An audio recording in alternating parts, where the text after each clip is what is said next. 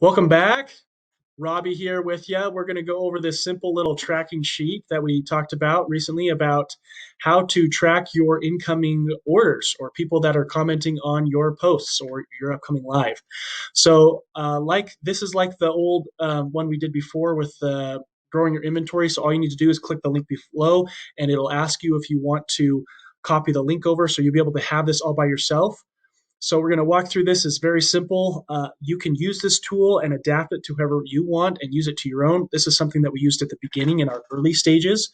So use it for whatever you like it for. So as you go through, if someone comments on a post, like yesterday you bought some jewelry and you posted a little pre-sale album, you go in there, if someone commented, you look at your notifications on Facebook, write in their name, and it's nice to put in their Facebook name so you can kind of look them up and message them if they have any questions.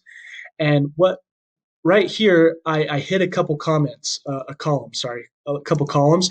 This is for their email address and address, which you will need for when you invoice them through PayPal. But the reason that they're hidden is the Google form that we're going to be going over in next video is you'll be getting this there. So you won't need that. So if you don't want to use the Google form, that's why I left this in here for you guys, but that's why I hid them. So you don't need to worry about that for right now. Hopefully you'll get the email and the address through them through the Google form. But something that's nice is having a date invoice. That's way you know for sure that they actually paid you instead of like going back and be like, okay, did they pay? Did they not? Like what day? That way you kind of have some verification that you that they paid you. The date shipped. That way you can kind of go back as well to be able to like, okay, I shipped them on this day. If something got lost in the mail, if something happens, you know that you actually shipped them out. Something over here is if you see, I have some more hidden things. If you're just killing it and you have more, there's 10 item numbers right here. If you have a lot more, you can do this as well.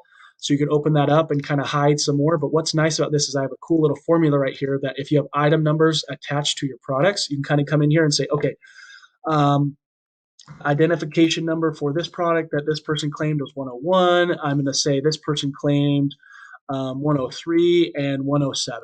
Okay. Right here, it shows the number. It's just counting whatever's in here. So even if you say like 5, the item number is 5, it's going to show up. It's going to count whatever. That way, when you're invoicing them and just say, okay, I'm invoicing them for 4 products, and you can kind of break it down with necklaces or earrings or whatever, and go from there. So the other thing that's down here, I'm going to move my face down over here, is there's tabs.